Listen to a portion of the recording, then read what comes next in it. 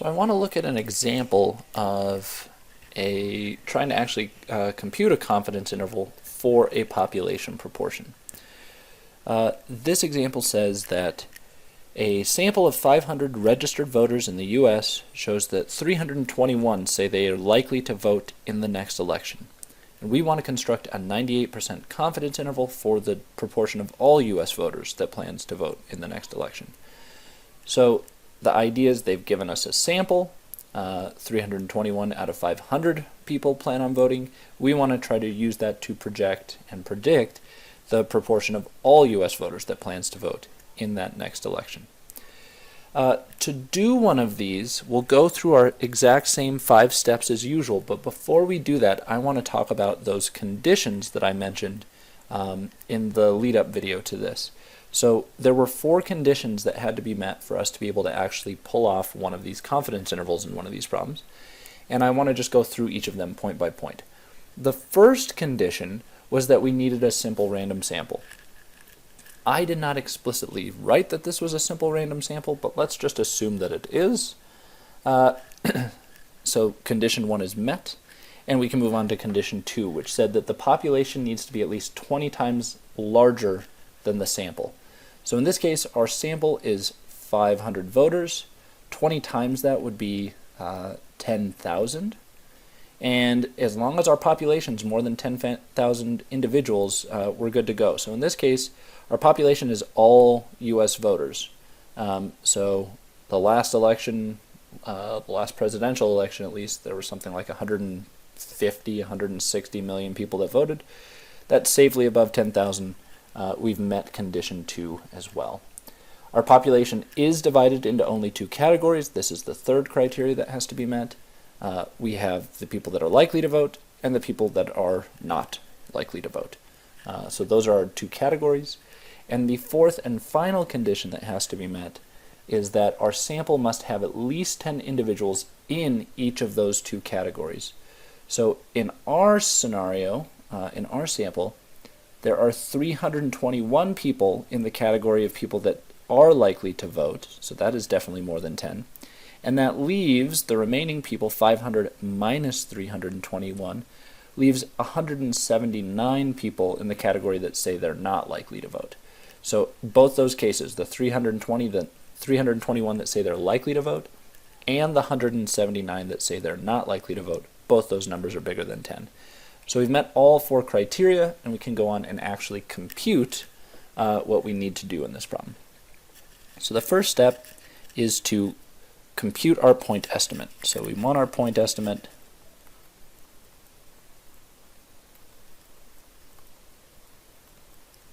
And in this problem, the point estimate is p hat, and it's equal to x divided by n. And for us, the x is just the value corresponding to the number of voters that say they're likely to vote. So that is 321, and our n, our sample size, is the 500. So this is just going to be the proportion 321 divided by 500. And if I do that on my calculator real quickly, type these in, give you a minute to try it as well, I get 0.642. There's my point estimate. So as a proportion, my best guess for the proportion of voters that plan to vote in the next election is 0.642, about 64% of voters. The next step, I need to find the critical value. And we've done this before. We're going to use table A3, if I can get my pen to work here. The critical value is the z sub alpha over 2. And so I'm going to move over to our table A3 and go down and see if we can find this number. So because we're using a normal distribution z rather than t, we need to use the row labeled z down here at the bottom of the table. The confidence level that was specified in the problem was 98%. So this is the number that I want to use, this column, this row. The number I'm looking at is the number right here. 2.326. So that is going to be the critical value that we use, 2.326. 2.326. And there's our critical value. Step number 3, we need to compute the standard error.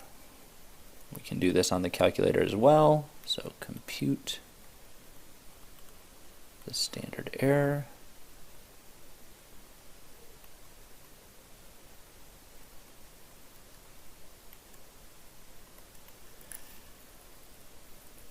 This is the formula that looks like this. It's the p hat times 1 minus p hat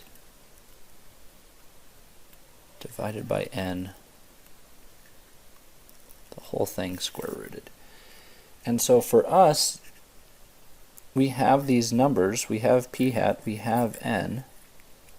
Our p hat was 0.642. We found that in the first part of this problem.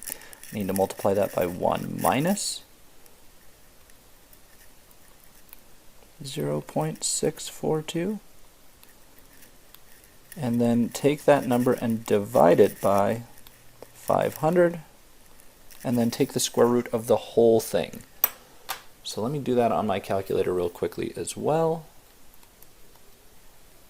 0.642 times, in parentheses, 1 minus 0.642, divide that by 500, and lastly take the square root of the whole thing.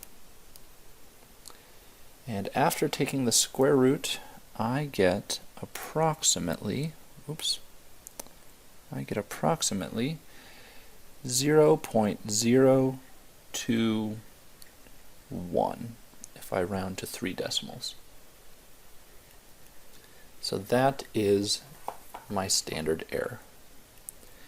Now that I have both the critical value and the standard error, I'm going to multiply them to get the margin of error. That is our 4th step.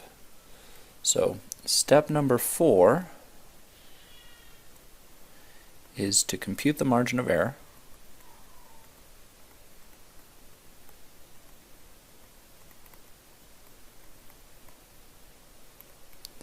And that margin of error m is just going to be the result of step 2 times the result of step 3. So in this case, 2.326. That was our critical value. And I'm going to multiply that by our standard error, which we just found is 0.021. And so if I multiply those two numbers on my calculator, 2.326 times 0.021, I get, again, approximately 0.04, rounding to 3 decimals, that would be 0.49. I got 0.048846. So I'll round that to 0.049. And now that I have that margin of error, I will both add and subtract that number from our point estimate to get our full confidence interval. So the confidence interval itself, that's what we're going to do here, construct the confidence interval.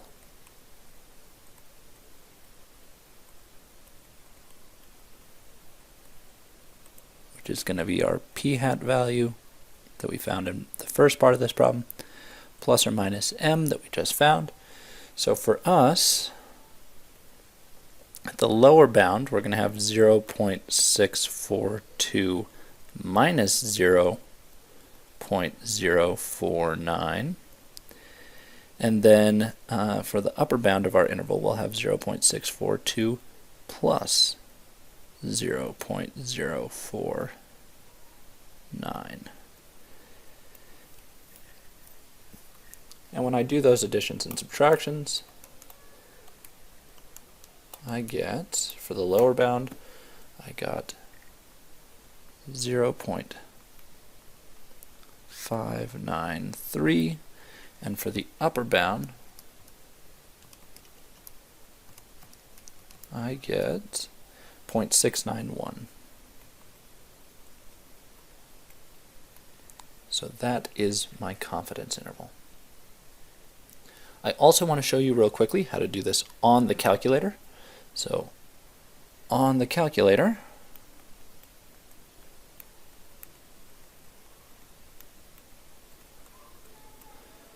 what we're going to do is same as we've been doing. We're going to hit the stat button, go over to the list of all the possible tests. So hit my stat button, go to all the tests. And then in this case, we are looking for a confidence interval for a proportion. And the option is down a bit. You've got to scroll down a ways. Mine is option A. It is a one proportion, one prop. Again, we're using Z, so one prop Z interval. So one prop Z int. This is what I'm going to select. When I select one prop Z int, it'll ask for what is the value of X, what is the value of N, and what is the confidence level. We just entered all of those. This was 321, 500. Our confidence level is 0.98.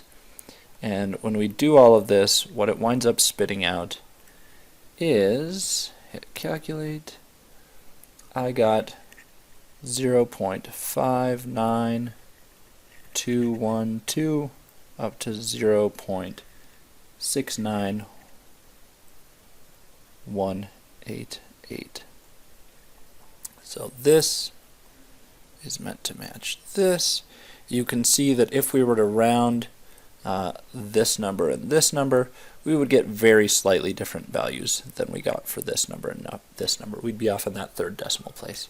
And that has to do with the fact that we rounded for when we did it by hand up here. This number, this number, this number, all of these numbers in here, they were all rounded.